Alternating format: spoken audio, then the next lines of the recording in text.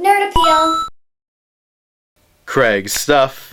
Craig's stuff. Craig's got a lot of stuff. Yeah. Craig's stuff. Craig's stuff. Craig's got a lot of stuff.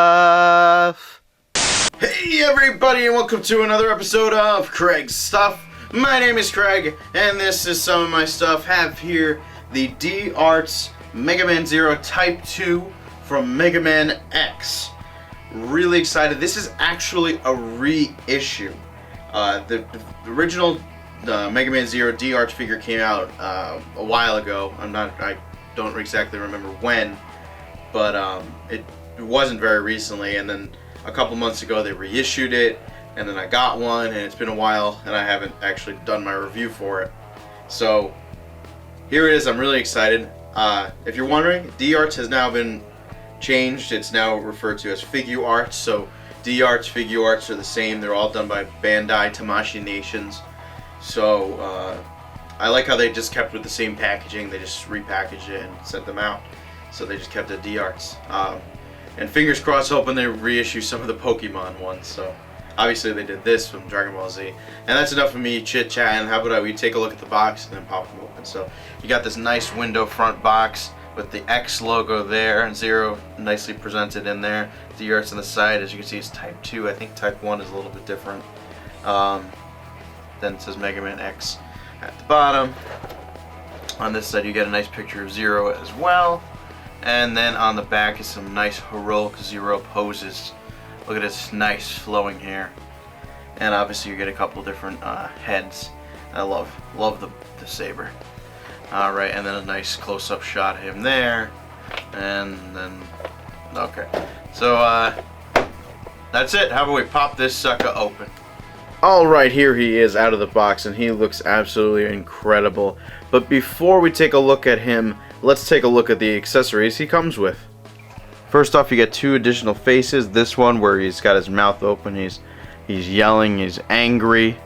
And then you get this head sculpt where he's, again, kind of angry, but he's looking towards the side, and he's like, "Urgh." And of course you get a whole bunch of different hand options. You get an additional right arm and hand that you can use if you don't want him using the Buster. And one of the coolest accessories is this front for the Buster that has a hole in it. Allows you to connect any of the blasts from the other Mega Man figures.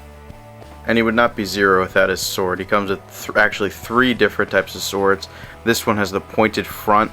Look how nicely the clear plastic looks with the spikes coming out, the energy. The hilt looks really nice. It's painted extremely well. I love the use of this gold orange paint, silver, and even the little dash of red at the bottom. Looks very good.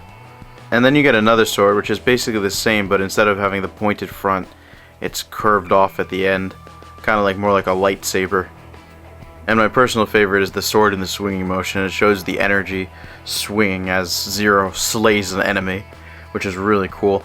In this version, it really looks a lot like, if you watch Inuyasha, the Tetsaiga from Inuyasha. It looks a lot like that, but this looks absolutely incredible. I love that translucent plastic. And the hilt is basically, I think it's the same hilt used on all three. Alrighty, so how about we take a more in-depth look. Alrighty, so everything on this figure looks absolutely incredible. I love the use of that translucent plastic on his headpiece, on what I can only call his nipple pieces, because I don't know what to call them, but they look really cool. I love the paint with the Z on his left shoulder there. It looks awesome.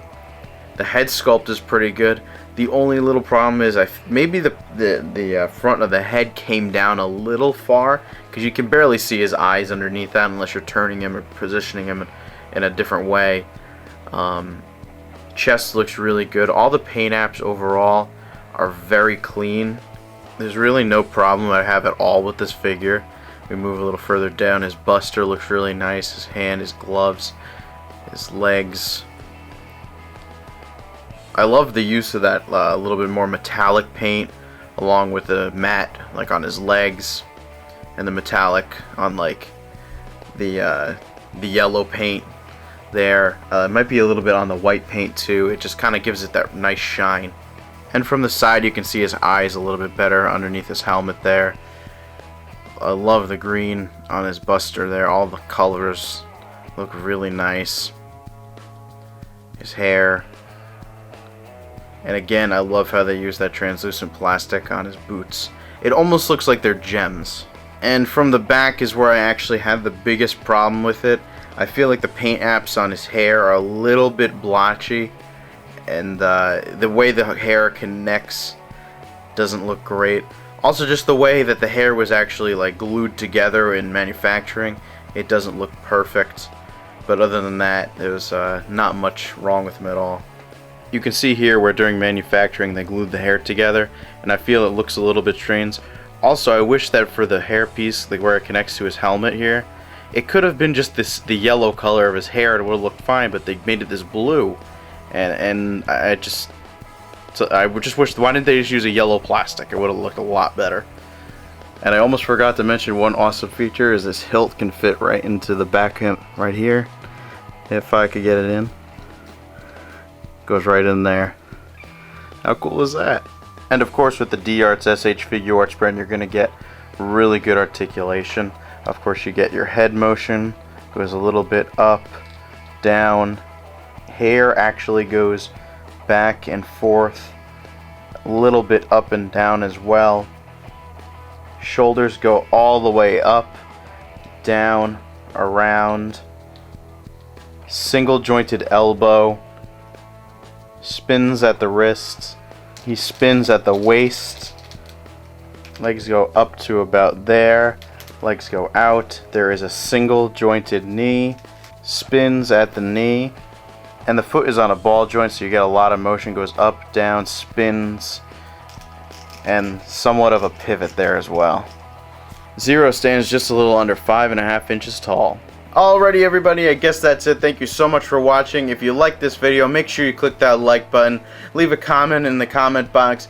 Make sure you click that subscribe button so you can see more awesome videos. Check out my Facebook, Instagram, Twitter. Check out nerdappeal.com. All those links are in the description box. I will see you guys next time. Later!